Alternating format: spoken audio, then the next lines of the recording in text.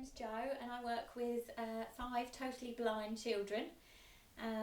They're from 3 to 19. So right at the beginning we teach them to Braille straight away. So in nursery they'll have a Braille label of their name, just like all the other children. And we teach them Braille, to read and write in Braille all the way through, every single lesson at mainstream. Yes. How long have you been teaching these blind children then? I've been doing it about 15 years.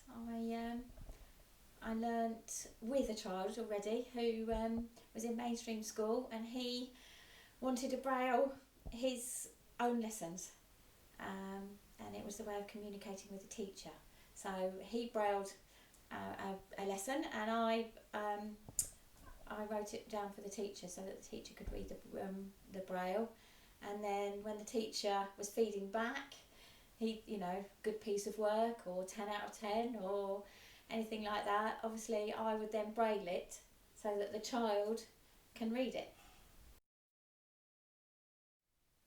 How long did you have to train to become like a specialist teacher with children? I started learning Braille. Braille is sort of a code. It is 6 dots. And right at the beginning, when the children are 3, we learn the ABC.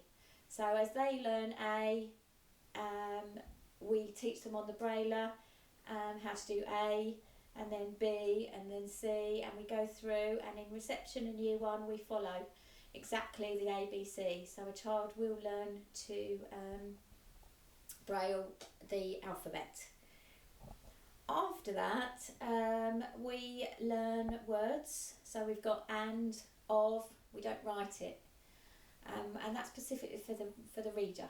Because if you're reading Braille with your fingers, our eyes, we sight read the and. So when we come across it in the text, when we see and, we don't look at A, N, D. We do it at the beginning when we're little.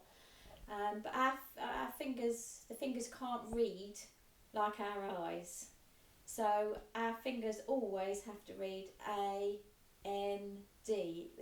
We can't read on.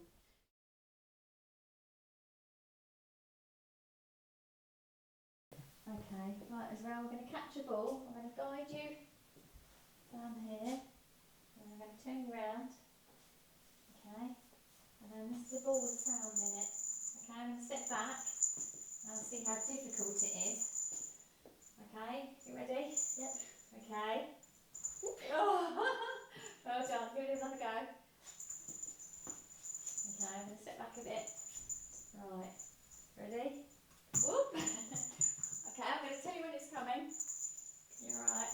Ready? Okay. It's on its way now. Oh, sorry, Isabel. As you can see, it's not very easy, is it, by sound? Not at all.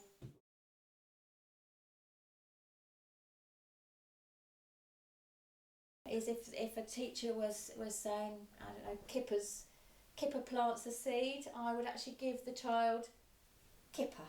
This is Kipper, because it's very boring sitting there listening to a story. We need something to hold, so we would actually hold Kipper, and we would hold the seeds. We would hear the seeds. The seeds are in a packet.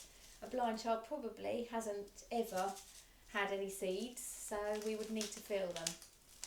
We would feel them, we would play with them, and then the teacher would be teaching. Kipper plants the seed. So what I would actually do is I would open the packet, and I would put some seeds in the child's hand, and we would have the actual plant pot. We would have the earth, because you can tell a child that there is about a plant pot, but probably your child hasn't seen a plant pot. So we would have them plants. We would have a seed, and we would plant the seed. So the teacher would be talking about, on Monday, Kipper plants a seed. On Tuesday, Kipper waters the seed, so it waters the seed, so I would have a watering can, and I would actually have the object, so the child can actually have the watering can. We would have water in the can and we would water the seed, so that we're doing it by feeling. It's all feeling. On Wednesday, the sun would come out, and the child would be learning that we need water, we need sunlight. And then on Wednesday or Thursday, we would have the plant has grown. So the child would feel that the plant is growing, and it is growing. On Friday, there would be a flower. We would actually have the flower to feel. We feel the petals, feel the flower. Obviously, it doesn't matter if if they're picking the petals, that's okay. They're feeling that there's petals. Because we're talking about a flower, it doesn't mean to say our child has never seen a flower.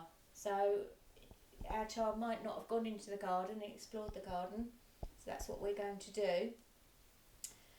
On Friday or Saturday, it's growing some more, and then on Sunday, it's grown. So that would be how a flower feels when it's grown.